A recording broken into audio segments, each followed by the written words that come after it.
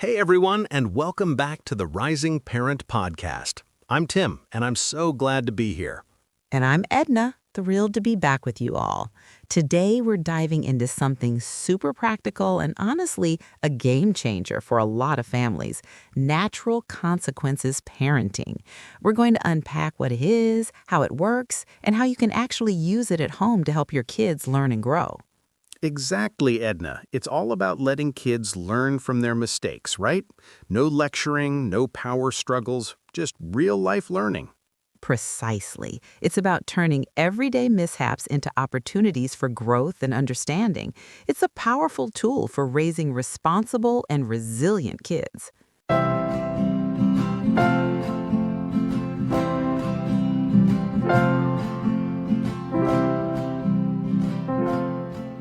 So let's start with the basics. What are natural consequences? Okay, so natural consequences are basically what happens when you don't intervene as a parent.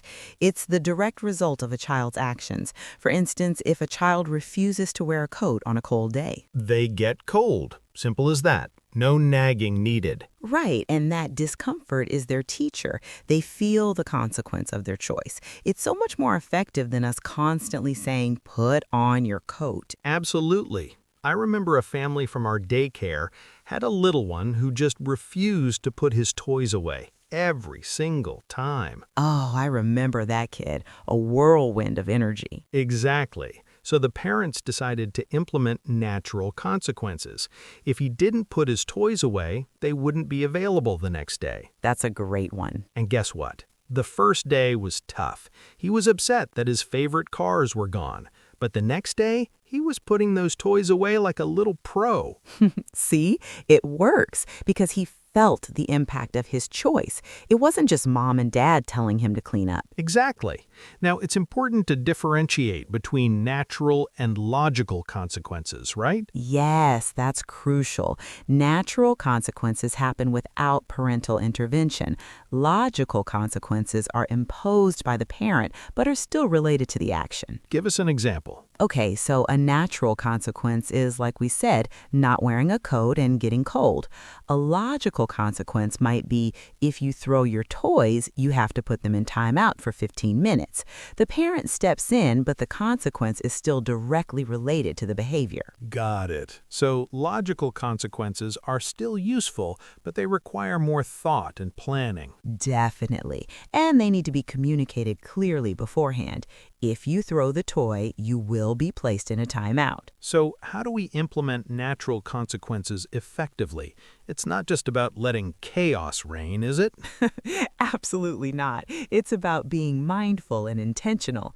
First, you need to make sure the situation is safe. You can't let a child run into the street to learn a lesson about traffic. Right. Safety first, always. Secondly, you need to be okay with letting your child experience some discomfort.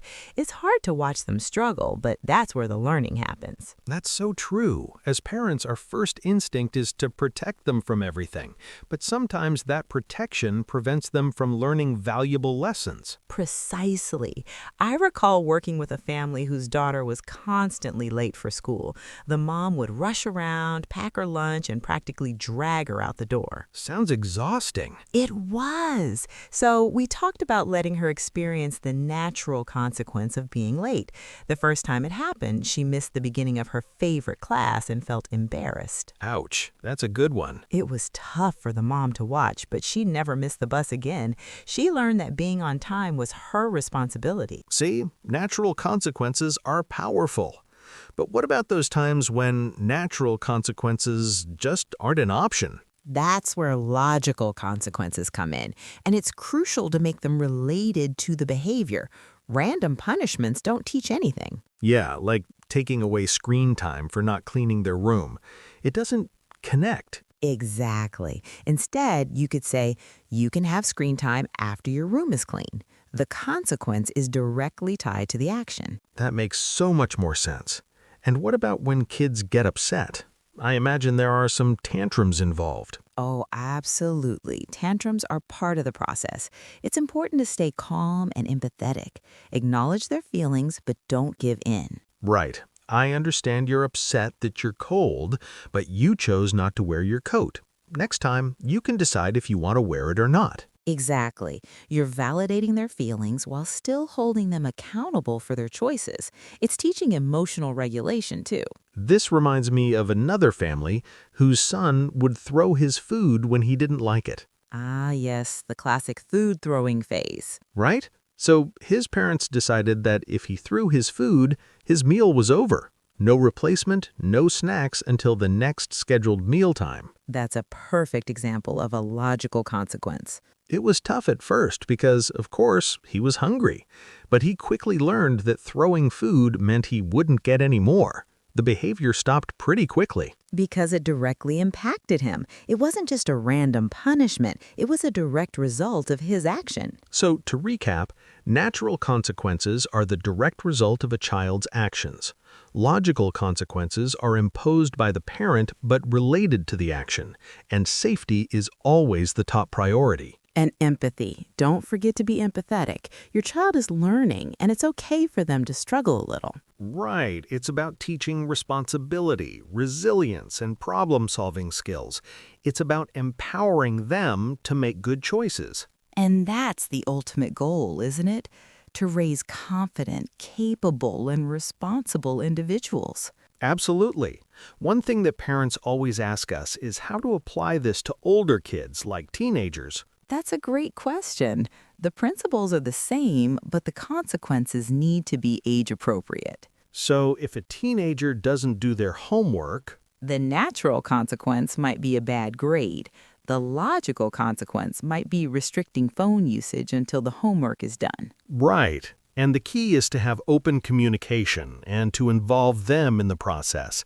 Teenagers are more likely to accept consequences if they feel like they have some input. Exactly. It's about working with them, not against them. Remember, it's still about teaching them to be responsible for their actions. So, any final tips for parents who are just starting to explore natural consequences parenting? Be patient. It takes time and consistency. And don't be afraid to adjust your approach as needed. Every child is different, and what works for one might not work for another. That's great advice, Edna. And remember, you're not alone. We're here to support you on your parenting journey. Okay, let's nail down the key takeaways. First, natural consequences are the direct result of a child's actions, while logical consequences are parent-imposed but related to the behavior. Second, safety first. Always prioritize your child's safety. Third, be empathetic. Acknowledge your child's feelings. Fourth, consistency is key. Stick to your guns and be patient. And finally, remember that you're teaching your child valuable life skills, responsibility, resilience, and problem solving. And that brings us to the end of another episode of the Rising Parent Podcast. We hope you found this discussion helpful. We really do. And if you did, please, please, please subscribe to the Rising Parent Podcast. It helps us reach more parents just like you. And leave us a 5-star review. It makes a huge difference. And don't forget to visit our website at risingparent.org. Thanks for tuning in. Until next time, happy parenting.